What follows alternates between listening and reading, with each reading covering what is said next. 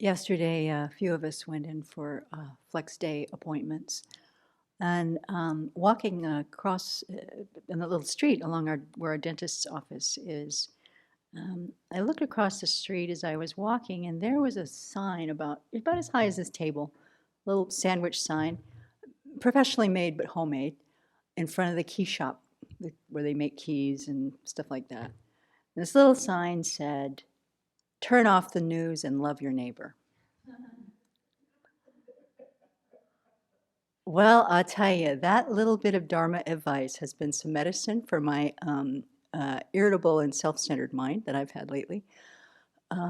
It's really a brilliant piece of slogan, right? Turn off the news and love your neighbor. So, of course, immediately, it being Coeur d'Alene, Idaho, I went to the political view first. And I just thought, what's in the headlines today? How would this apply? I have to say, looking at the headlines today, it's a lot milder than it has been in the last few years. But even so, Donald Trump lied 12 times during Fox interview. CNN checks the facts. Turn off the news and love your neighbor. Fox News. Dems will blame racist voter suppression for losses in 2022. Turn off the news and love your neighbor.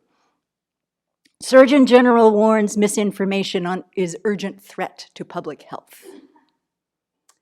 Turn off the news and love your neighbor. So, what does that mean? Turn off the news and love your neighbor. When we talk about from our own Buddhist practice, I don't know where this person was coming from, I can guess, but loving our neighbor has the immediate effect of giving ourselves a happy mind. If we can do that, if we can cultivate it, if we can stop and wish, may that person be happy. May they be free of suffering, anxiety, fear. May they be happy. Can I give a genuine wish to love my neighbor? Or even my cranky self. May I be happy.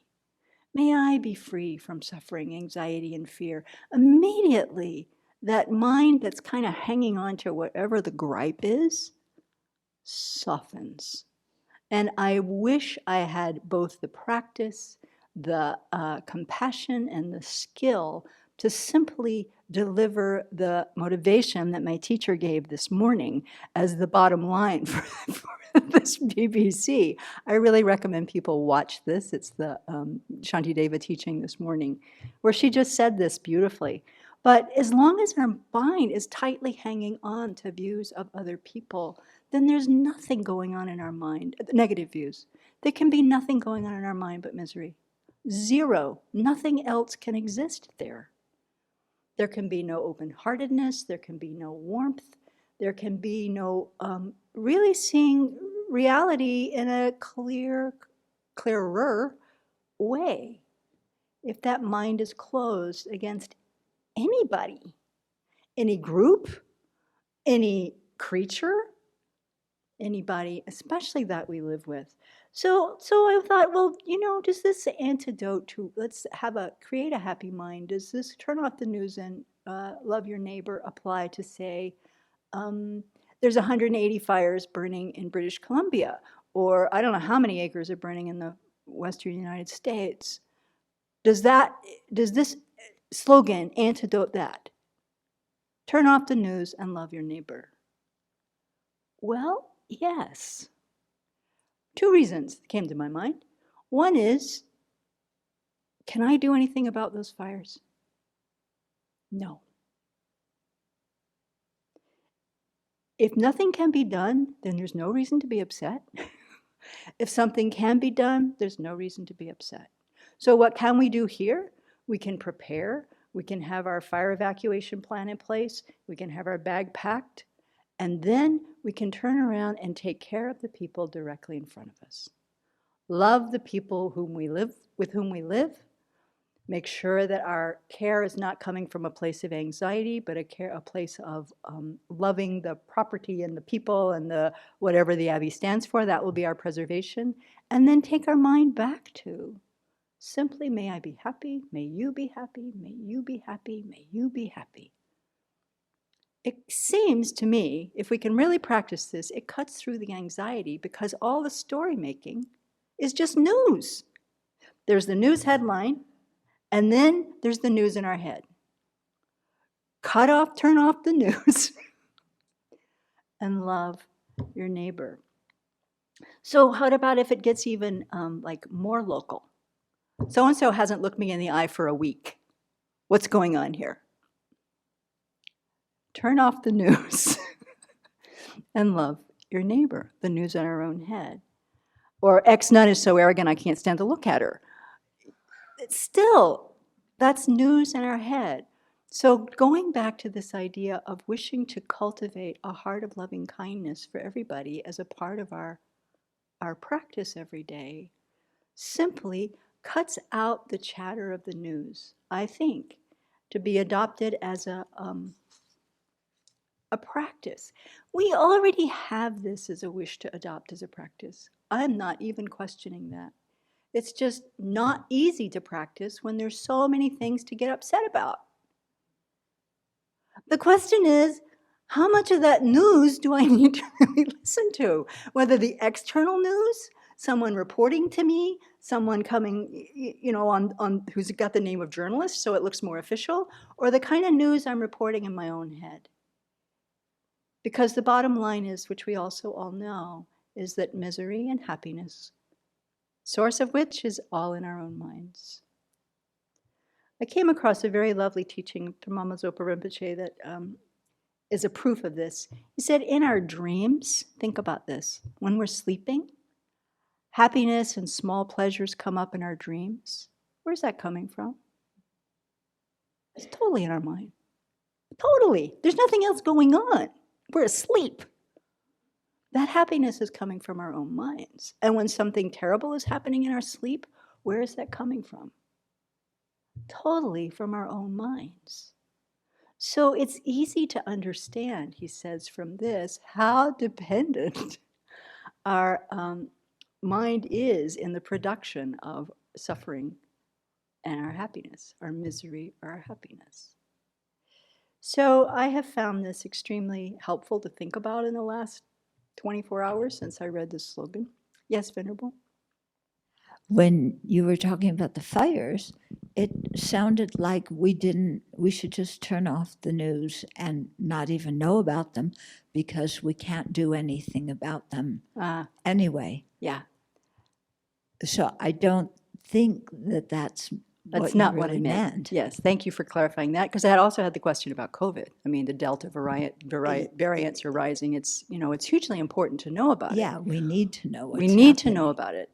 But in the big picture, I'm not a firefighter.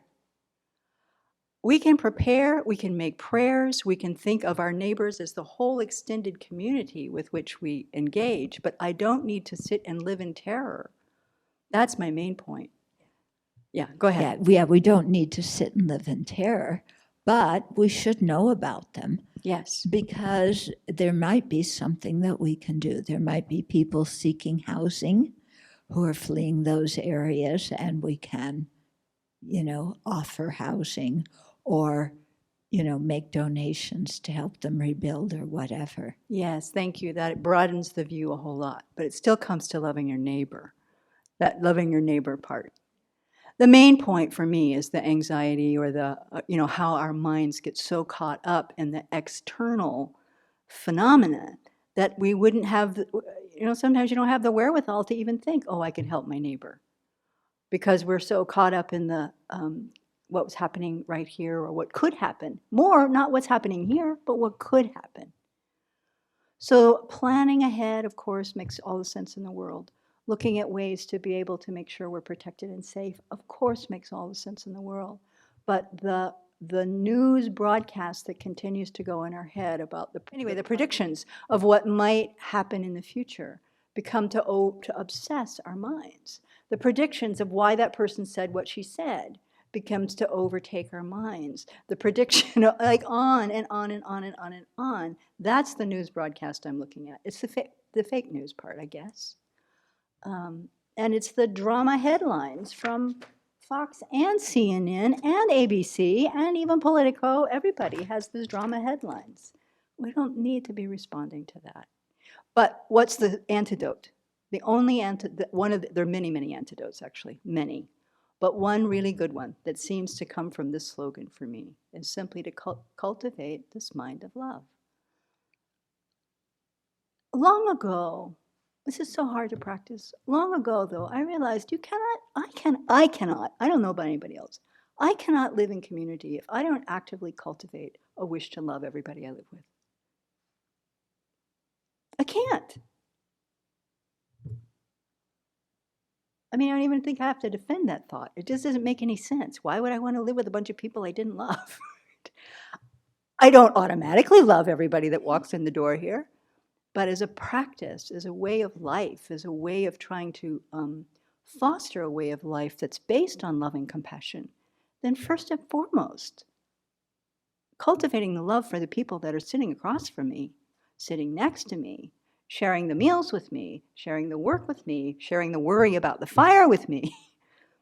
That's the practice that takes us. And if I do that, then I also then have the mental space and also the practice to be able to think of the neighbor down the road also. Literally the neighbor down the road, or the neighbors who might need housing, or the people that we can offer other stuff to. But if my mind is filled with the anxiety about what might happen regarding Trump's lies, what might happen regarding voter suppression, what might happen, oh, here's one, Biden has turned the Border Patrol and ICE into resettlement agencies. That's an accusation, right?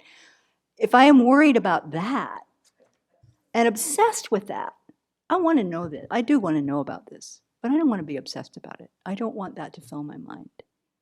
Turn off the news and love your neighbor. That's where I'm coming from. Does that make sense? Okay, thanks.